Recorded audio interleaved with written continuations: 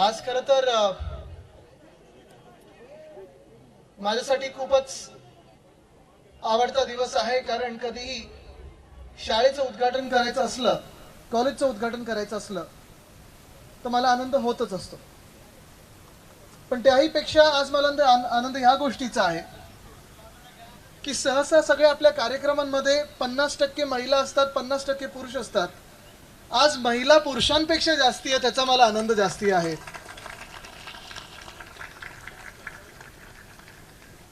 गाडेकरताई आपल्या अर्थात सर्वांनाच आठवतात.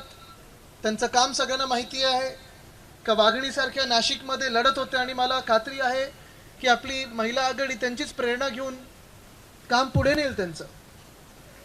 पण खास करून आज जेव्हा मी ही चित्रफीत बघत होतो मगाशी, तेव्हा तेच विचार करत होतो, मी आप्पांना देखील विचारत होतो की एका महिलेनी एवढी हिम्मत करून, ताकद दाखवून, जिद्द दाखवून शाळा उभारणं, त्याच्यात एवढ्या विद्यार्थ्यांना शिक्षण देणं, एवढं एक मोठं ट्रस्ट उभारणं, आणि सगळ्यांनाच आता पुढे ते काम कसं न्यायचं ह्याची चिंता असते. तेव्हा आज आपण आपल्या दोन्ही मुलांनी, पूर्ण फॅमिलीनी सहकार्य करून ही इमारत इथे घडवलेली आहे. खरोखर आपल्या सर्वांचंच अभिनंदन करतो.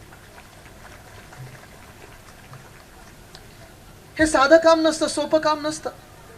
एखादी शाळा, एखादं कॉलेज, एखादी अशी संस्था उभारणं, त्याला चालवणं, कारण काही गोष्ट बनवणं खूप सोपी असते कधी कधी, पण ते बनवून पुढे नेणं, चालवणं, आणि योगायोगाने मला वाटतं 14 वर्षापूर्वी 2010 साली उद्घाटन शाळेचं माझ्याच वाढदिवसाच्या दिवशी होतं, म्हणजे 13 जूनच्याच दिवशी होतं. हा योगायोग. मला वाटतं त्यांच्या एका नातवाचा पण वाढदिवस 13 जूनच आहे. आत्ता मला भेटला तनिष. असो, पण आज खरोखर शाळेतून काय घडवू शकतो ह्याचा जर विचार केला तर आपल्या देशासाठी शाळा ह्या किती महत्त्वाच्या त्याचा जर विचार केला तर आपण हैराण व्हाल. आपण आपल्याला आश्चर्य होईल की शाळेतून देश पुढे कसा जाऊ शकतो. आज आपण पाहतोय सगळीकडे समाज विखुरला जात आहे. धर्मामध्ये असेल, जातीमध्ये असेल, विभागामध्ये असेल, जिल्ह्यांमध्ये असेल, विभागणी ही होत चाललेली आहे. ह्या देशामध्ये, या जगामध्ये आणि कुठच्याही इतर राज्यांमध्ये जर आपण पाहिलं तर एकमेव जर अशी कुठची इमारत असेल जिथे सगळे धर्म, जात, पंथ सोडून सगळे एकत्र येतात, इयत्ता म्हणून असेल, विद्यार्थी म्हणून असेल, तर ती म्हणजे शाळा असते. आणि शाळा उभारणं म्हणजे समाजकारण करणं हा माझा ठाम विश्वास आहे.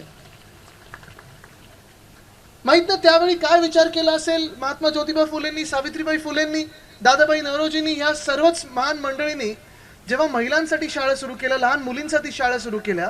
आज विचार करा, त्यावेळी महिलांना शिक्षणापासून जे वंचित ठेवलं होतं, आज एका महिलेनी ही शाळा उभारून आपल्याला दिलेली आहे. काय आपण नक्की विचार करायचा आणि किती आभार मानायचे ह्याच्यावर आपण विचार करणं गरजेचं आहे. मी माझ्या वाचनात एकदा वाचत होतो की 100 वर्षापूर्वी, 150 वर्षापूर्वी जेव्हा महात्मा फुलेंनी शाळा सुरू केल्या, तेव्हा अर्थात त्याच्या आधी गुरुकुलची जी परंपरा होती ती होती, पण खूप वर्षांपूर्वी होती, शेकडो वर्षांपूर्वी होती. त्यानंतर महिलांना शिक्षणापासून दूर ठेवलं गेलं, वंचित ठेवलं गेलं. आणि जेव्हा ह्या आपल्या महान पुरुषांनी, महान महिलांनी, म्हणजे सावित्रीबाई फुले असतील, महात्मा ज्योतिबा फुले असतील, ह्या सर्व लोकांनी महिलांसाठी दारं उघडली शाळेची, एक वेगळं देश निर्माण करायचा विचार केला, समाजकारण करण्याचा विचार केला. ते आज आपण बघतोय की जेव्हा महिला आज राष्ट्रपती आहेत, आपल्या मुर्मू जी असतील, आपल्या महिला राष्ट्रपती, किंवा नगरसेविका असतात, किंवा आमदार असतात, खासदार असतात, संचालक असतात, हे सगळीची ताकद आहे ह्या शाळेतून निर्माण झालेली ताकद आहे. प्रत्येक शाळेतून निर्माण झालेली ताकद आणि शिक्षणातून झालेली निर्माण ताकद आहे. आज मी प्रत्येक शाळेचं जेव्हा जेव्हा उद्घाटन करत असतो, माझा हा आवडता विषय आहे. मुंबई महानगरपालिकेत असो, आधी नाशिक असेल, पुणे असेल, जिथे जिथे मला मंत्री म्हणून पण बोलवायचं, शाळेचं उद्घाटन करायचं, कधीही मी नाही बोलायचं नाही. कारण शाळा घडवणं, शाळेतून विद्यार्थी घडवणं म्हणजे समाजकारण करणं आहे. माझे आजोबा वंदनीय हिंदू सम्राट बाळासाहेब ठाकरे हे नेहमी सांगायचे की शिवसेनेचं ध्येय काय, तर 20% राजकारण असलं तरी 80% समाजकारण आहे. आणि त्या 20% राजकारणातून देखील, त्या 20% राजकारण देखील 100% समाजकारण करणं हे आपल्यासाठी महत्त्वाचं असतं. आज जेव्हा आपण शाळा सुरू करतो, शाळेला पुढे नेत असतो, शाळेतून शिकलो, शिक्षण घडलं म्हणजे समाज घडणं हे तेवढंच महत्त्वाचं असतं. आणि माझे जे आवडते एक नेते, देशातले जागतिक नेते टोनी ब्लेअर, त्यांना देखील विचारलं गेलं आता की तुम्ही जेव्हा प्रधानमंत्री बनाल तेव्हा तुमच्या पहिल्या 3 प्रायोरिटी काय असतील पहिली 3 कामं तुम्ही काय करणार, काय सुधारणार या देशामध्ये? तर त्यांनी उत्तर हेच दिलं की पहिलं मी सुधारीन ते म्हणजे शिक्षण, दुसरं सुधारीन ते म्हणजे शिक्षण, तिसरं सुधारीन म्हणजे शिक्षण. शिक्षण शिक्षण शिक्षण, एज्युकेशन एज्युकेशन एज्युकेशन. अनेक देशांमध्ये शिक्षकांना सर्वोच्च मान असतो. सर्वोच्च मान त्यांना दिला जातो, प्रथम मान त्यांना दिला जातो, कारण सर्वांनाच माहिती आहे की जो देश शिकला तो पुढे गेला. आपण रिक्षांच्या मागे वाचतो, मुलगी शिकली प्रगती झाली. हे नुसतं वाचण्यासाठी नसतं, हे खरोखर आहे. कारण आपण पाहतो की समाजात जर आपल्याला पुढे जायचं असेल, प्रगती करायची असेल, एका परिवाराला प्रगती करायची असेल, एका व्यक्तीला प्रगती करायची असेल, एका समाजाला प्रगती करायची असेल, तर शिक्षण हे सर्वात महत्त्वाचं असतं. मुंबईच्या शाळेमध्ये असेल किंवा इतर सरकारी शाळेमध्ये असेल, माझा प्रयत्न हाच असायचा की शिक्षणाची जी पद्धत आहे ती आता मॉडर्न कशी करू शकतो, आधुनिक कशी करू शकतो. उद्धव साहेबांनी देखील आपल्याला आठवत असेल मुंबई महानगरपालिकेच्या शाळेमध्ये व्हर्च्युअल क्लासरूम आणलं. एक शिक्षिका एका वर्गात बसून साधारणपणे 600 शाळेंना एका वेळी शिकवू शकत होती. ही पद्धत आपण मुंबई महानगरपालिकेच्या शाळेत आणली आणि स्वप्न जेव्हा माझं तेव्हाच पूर्ण होईल जेव्हा आपण महाराष्ट्रात प्रत्येक जिल्हा परिषदेच्या शाळेमध्ये हेच आपण व्हर्च्युअल क्लासरूम आणू शकू. आपलं सरकार असताना आपण ह्या सगळ्या गोष्टीला सुरुवात करत होतो. कोविडचा काळ आला, थोडा स्पीड ब्रेकर आला मध्ये, मग सरकार आपलं पडलं. तरी देखील हे 2024ला जेव्हा पुन्हा एकदा आपलं सरकार बसणार आहे तेव्हा मला प्रत्येक शाळेमध्ये व्हर्च्युअल क्लासरूम असेल, टॅब्सवर. हल्ली किती लोकांकडे फोन आहे तिथे? जरा हात वरती करा. व्हॉट्सअपवर गमती जमती किती लोक फॉरवर्ड करत असतात?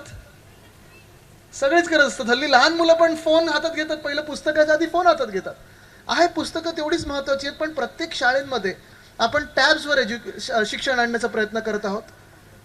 मूळ गोष्ट हीच, जसं आपण ह्या सगळ्या गोष्टी करत असतो तसं इथे जे मैदानात आपण उभं आहोत, मी संचालक मंडळाला खास करून विनंती करीन की हे मैदान असंच जपा आणि वाढवता आलं तर वाढवलं पाहिजे. कारण मैदानी खेळ प्रत्येक शाळेत असायलाच पाहिजेत. मैदान असायला पाहिजे, लायब्ररी असायला पाहिजे, कॅन्टीन असायला पाहिजे, आणि ते आपण सगळं करत आहात. मी आपल्या प्लॅनमध्ये पाहत होतो. खरोखर मला आनंद होतोय पुन्हा एकदा इथे आल्यानंतर. जसं मी सांगितलं की ह्याच्यापेक्षा कुठचंही काम मोठं नाही जेवढं काम शाळा सुरू करणं आहे. मी आपल्या सर्वांनाच, सगळे जे इथे संचालक मंडळ बसलेलं आहे, शिक्षक आलेले आहेत, शिक्षिका आलेल्या आहेत, सगळ्यांचे जे विद्यार्थी आहेत, त्यांचे आई वडील असतील, सगळ्यांनाच पुन्हा एकदा शुभेच्छा देतो. चांगलं शिक्षण जर आपल्याला मिळालं तर आपला देश आपण बदलू शकतो, आणि नुसतं बदलू शकत नाही तर पुढे नेऊ शकतो. हेच ध्येय घेऊन आता आपल्याला पुढे जायचंय. धन्यवाद. जय हिंद, जय महाराष्ट्र, वंदे मातरम. एबीपी माझा, उघडा डोळे बघा नीट.